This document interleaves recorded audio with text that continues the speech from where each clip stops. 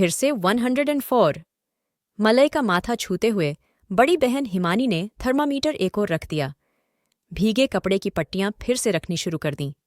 पता नहीं इसका फीवर क्यों बढ़ रहा है, उतरने का नाम ही नहीं ले रहा। मलय भी इतना जिद्दी है कि डॉक्टर के पास नहीं जाता। हिमानी बड़बड़ा रही थी। ठीक हो जाएगा ना, करना ही क्या है। मलय ने बहन हिमानी को धीरे से बोलकर समझाया। देखी नहीं जा रही तेरी हालत, धनसी धनसी आंखें, एकदम कमजोर शरीर। मालूम है मौली का जाना तुझे सहन नहीं हो रहा। खुद ही तो कांड किया है, बिना किसी को पूछे, बिना बताए तलाक तक ले डाला। पूरे 7 साल तुम दोनों साथ रहे। क्या हुआ जो माता पिता नहीं बन पाए? 2 बार गर्भपात हुआ था उसका। किसी बच्चे को गोद न लेने का भी निर्णय तुम्हारा ही था। मान पापा थे, तब तक सब ठीक था। थोड़ी बहुत नोकझोंक होती थी, पर उनके जाते ही जाने क्या हो गया घर को। मैं समझती नहीं क्या कि उसके साथ बोलने बतियाने वाला कोई नहीं रह गया। तू तो वैसे भी कम बोलता है। बेचारी ने ऊब से बचने के लिए टीचिंग करनी शुरू कर दी और घर पर ट्यूशन लेना भी शुरू कर दिया। तुझे दोनों ही रास नहीं आए। तुझे लगा वह पैसों के लिए नौकरी कर रही है। तेरे अहं को ठेस लगी कि मैं भरपूर कमाकर देता नहीं। मैं तेरे दकियानूसी विचारों को जानती नहीं क्या। माँ बाप तेरे ही नहीं गए, उसने भी दोबारा माता पिता का साया खोया। बहुत प्यार था उसे उनसे। तेरा गुस्सा भी अच्छी तरह जानती हूँ, उस पर चिल्लाता होगा। अकेली पढ़ी लिखी सोशल संयुक्त परिवार की लड़की करती भी क्या? किसी से उसका मिलना जुलना तुझे पसंद नहीं आ रहा था, न ही किसी का आना जाना। अब जब वह चली गई तब भी चैन नहीं आ रहा। बीमार हो गया, उसका भी जाने क्या हाल होगा। बस करो, सिर बहुत दुख रहा है। ऐसा कुछ भी नहीं। मुझे क्या परेशानी, वह जहां चाहे जिसके साथ चाहे रहे मेरी बला से। मुझसे जान तो छूटी उसकी। कहती थी कि मरोगे तो कोई पूछने वाला भी ना होगा। वह यही चाहती थी। आप उसकी तरफदारी कर रही हो। मर ही तो जाऊंगा, इससे ज्यादा क्या होगा। तेरी जरा सी तबीयत खराब होने पर कैसे टप-टप आंसू गिरने लगते थे उसके। तुझे जरा सी चोट लगने पर उसका चेहरा सफेद पड़ जाता था। मां के ऑपरेशन के समय भी कितना रोई थी। बेहोश भी हो गई थी, फिर तो उनके पास ही चिपकी बैठी रही। उनका वह सारा काम किया जो हम भी मुश्किल से कर पाते। उसने बिना नाक-मुंह सिकोड़े अपनेपन से किया। ऐसे कैसे छोड़कर, सारे रिश्ते तोड़कर चली गई। कोई तो नंबर दे ताकि उससे बात हो सके। ऐसे कैसे सबने नंबर ब्लॉक कर दिया। उसकी पक्की सहेली स्वरा से तो तू भी बात करता था। उसका तो नंबर होगा, दे। हिमानी खुद ही उसके मोबाइल में मौली नंबर ढूंढने लगी। अब कोई फायदा नहीं दी। उसी ने बताया कि शशांक से शादी कर वह कनाडा चली गई। उसकी आंखें ढपी जा रही थीं। 2 साल ही तो बड़ी थी हिमानी।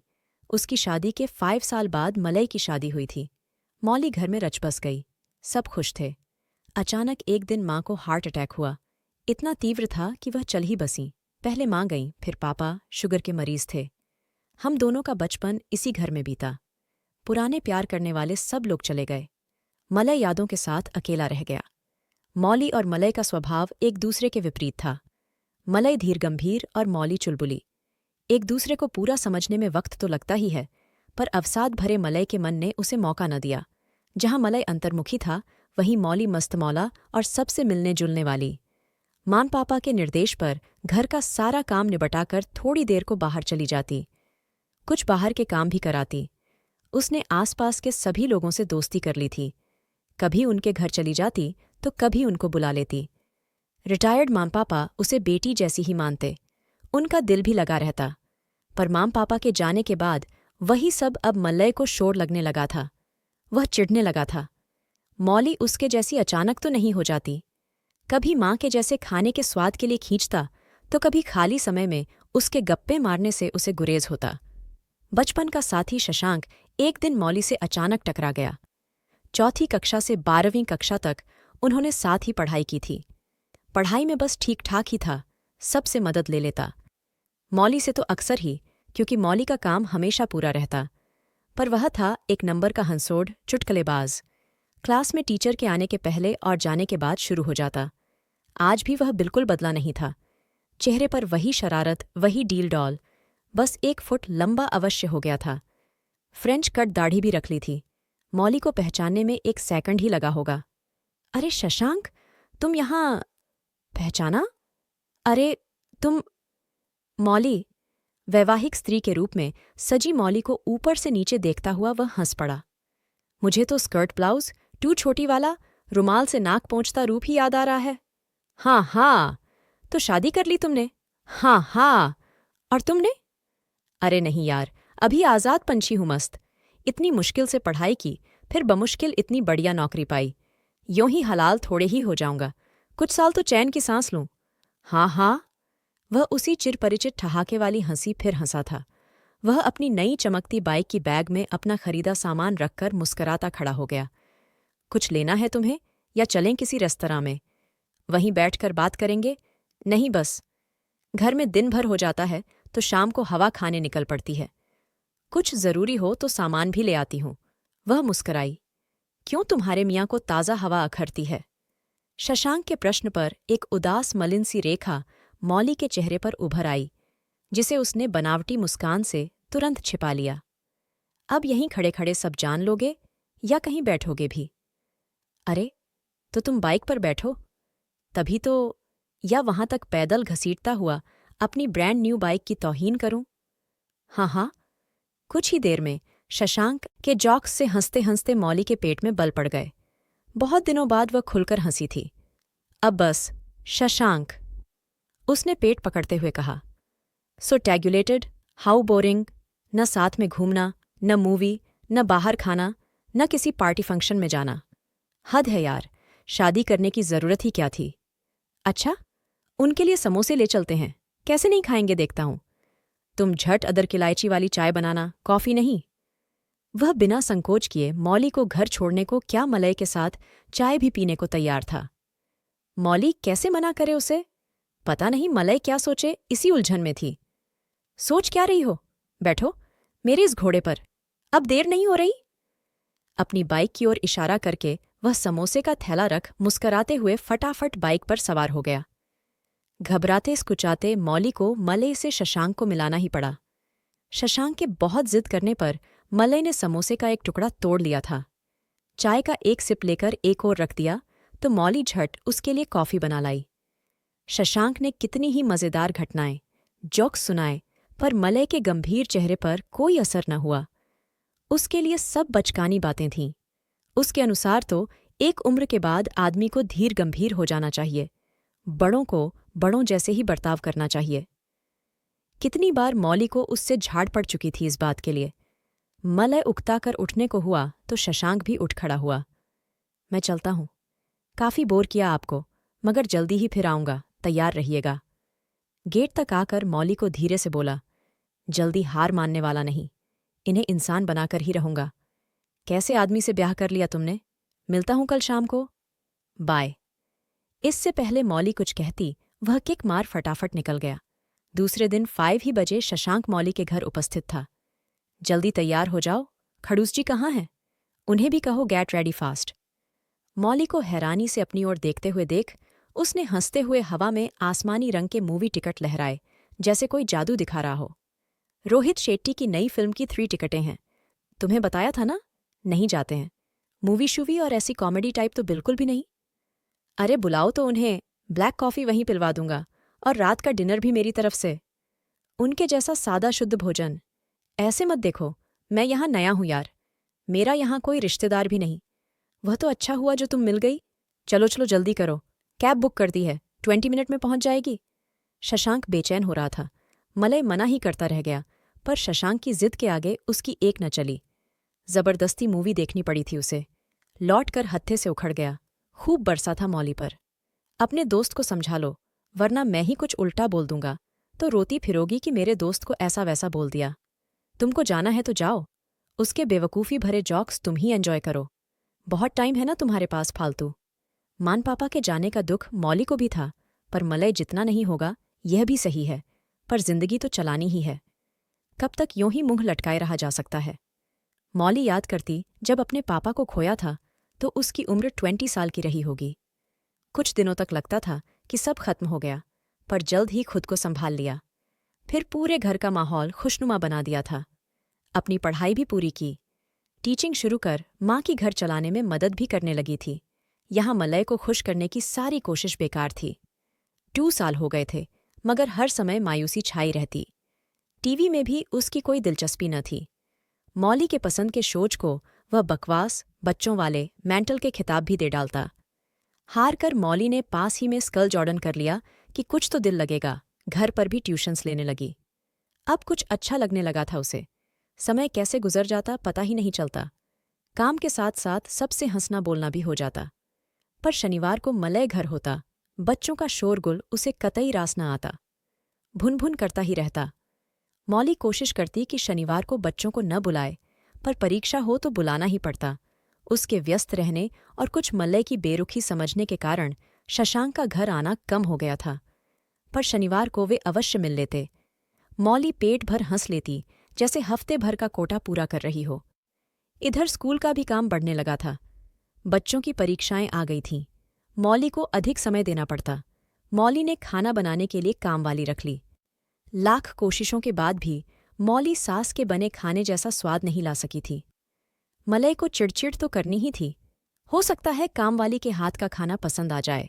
मौली हरदम खुद को संवार के रखती कि इसी बहाने कभी तो प्यार के 2 मीठे बोल बोले, कुछ प्यारी सी टिप्पणी कर दे, पर वह कभी कुछ न बोलता।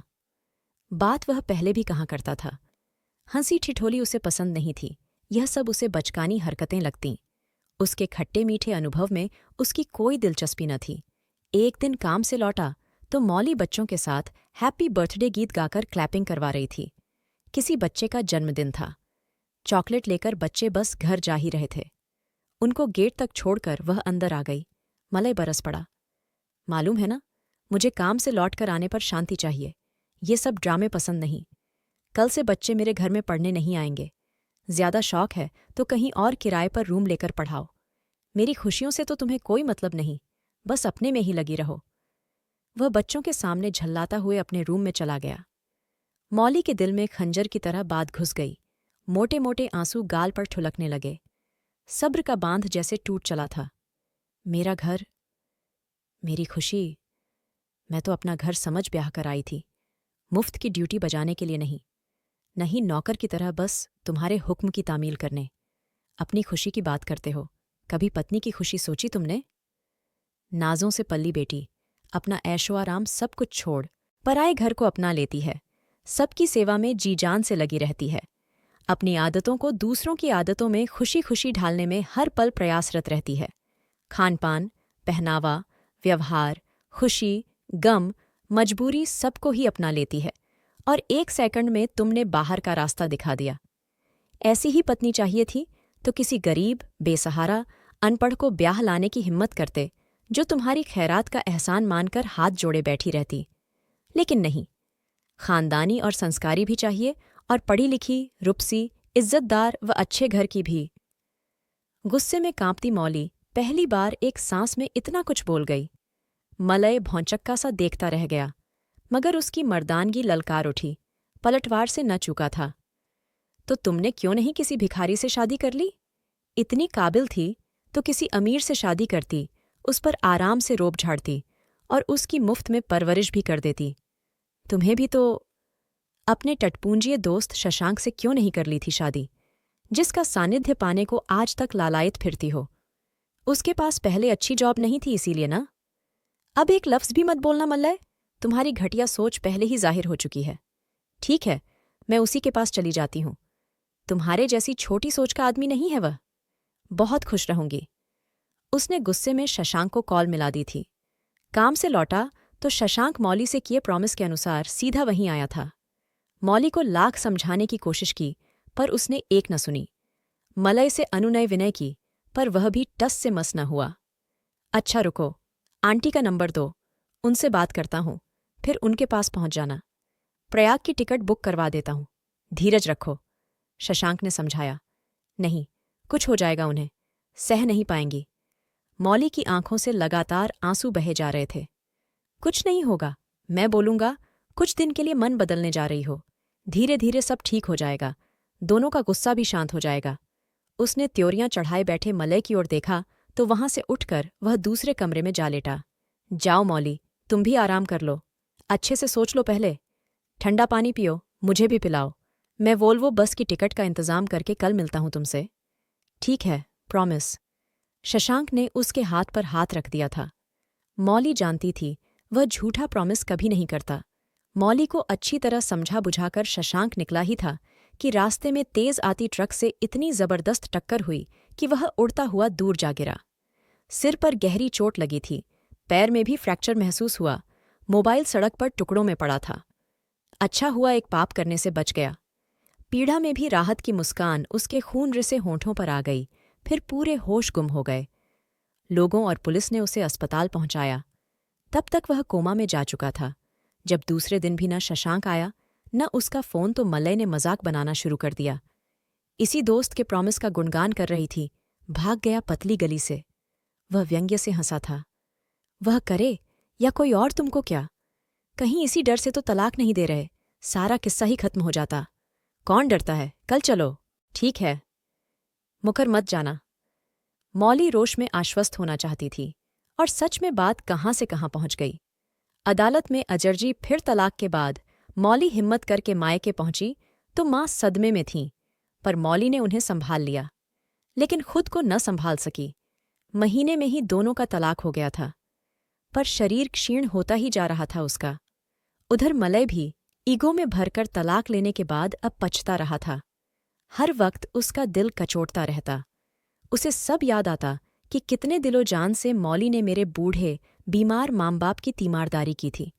इतना तो वह भी नहीं कर सका था। सभी का बातों से दिल जीत लेती, सभी उससे पूछते क्यों चली गई मौली, पर उसे कोई जवाब देते न बनता। सबने आना कम कर दिया। सूना सा घर साँय साँय करता। वही मलय जो जरा से शोर पर चिल्ला उठता, वही आज एक आवाज को तरसता। पछतावे में खाट पकड़ ली थी उसने। दिल कोसता हर वक्त पर, अब पछताए होत क्या जब चिड़िया चुग गई खेत। अब तो कोई पानी पूछने वाला भी नहीं था। अगर हिमानी दी को किसी ने खबर न दी होती तो यूं ही दम तोड़ देता। स्वरा का नंबर तो मिला, पर वह अब प्रयाग में नहीं दिल्ली में थी। उसने सीधे कहा, अब क्या फायदा, उनका डिवोर्स भी हो गया। उस समय तो कोई आया भी नहीं। मलय ने तो उसकी जिंदगी ही तबाह कर दी थी। उसकी मम्मी भी उसके गम से चल बसीं। अब तो अपने पति शशांक के साथ कनाडा में बहुत खुश है। आप लोग उसकी फिक्र न करें तो बेहतर होगा। ऐसा नहीं हो सकता स्वरा। डिवोर्स हो गया और क्या नहीं हो सकता। वही तो मैं हैरान हूं। मुझे मालूम है कि वह बहुत प्यार करती थी मलय से, इस घर से, हम सब से। मेरी भाभी ही नहीं, वह मेरी सहेली भी थी। यकीन नहीं होता कि उसने बिना कुछ बताए डिवोर्स भी ले लिया और दूसरी शादी भी कर ली। दिल नहीं मानता। कह दो स्वरा, यह झूठ है। मैं पति के साथ साल भर के लिए न्यूजीलैंड क्या गई, इतना कुछ हो गया। तुम उसका नंबर तो दो, मैं उससे पूछूंगी तभी विश्वास होगा। प्लीज स्वरा, हिमानी ने रिक्वेस्ट की। नहीं, उसने किसी को भी नंबर देने के लिए मना किया है। क्या करेंगी दी? मौली बस हड्डियों का ढांचा बनकर रह गई है। उसकी हालत देखी नहीं जाती।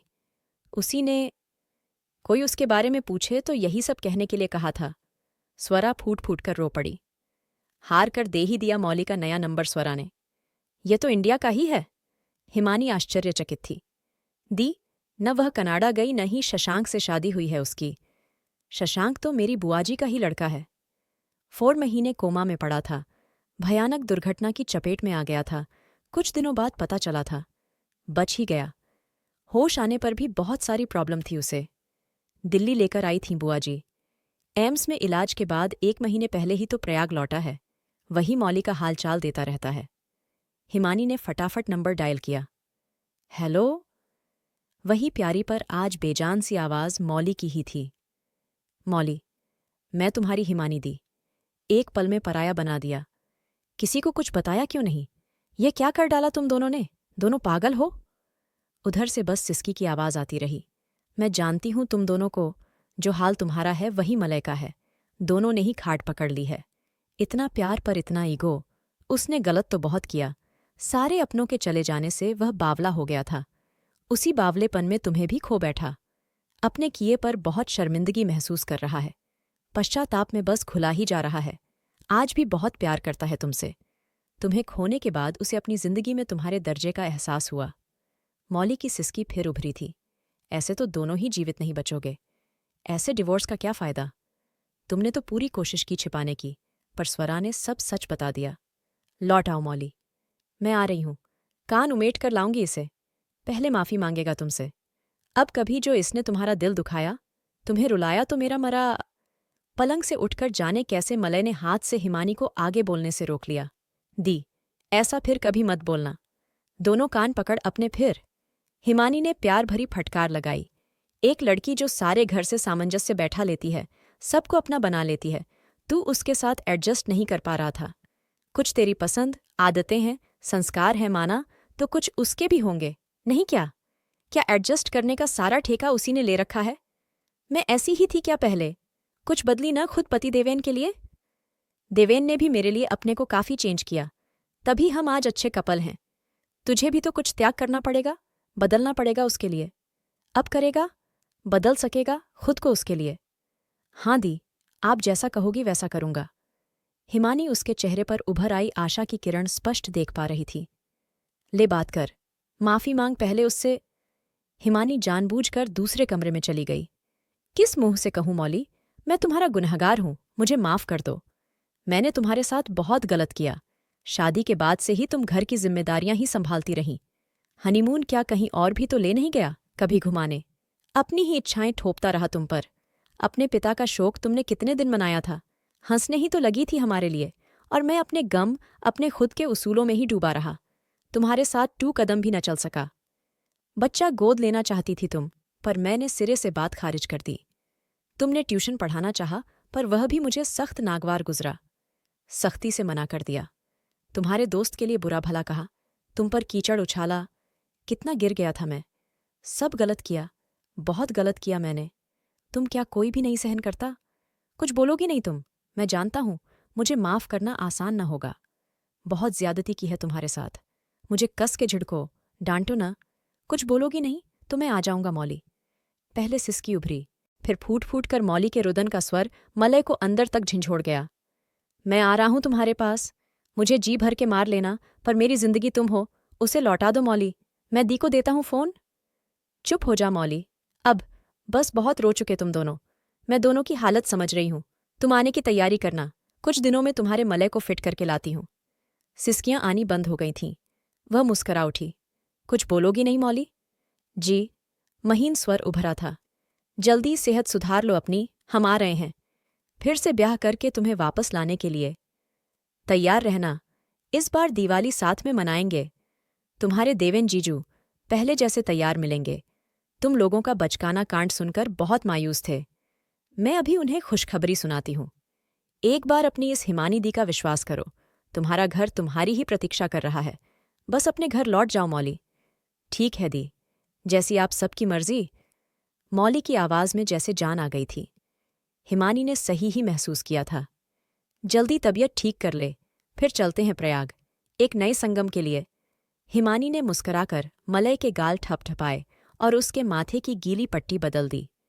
मौली का फोन कटते ही हिमानी ने खुशी खुशी पति देवेन को सूचना देने के लिए नंबर डायल कर दिया।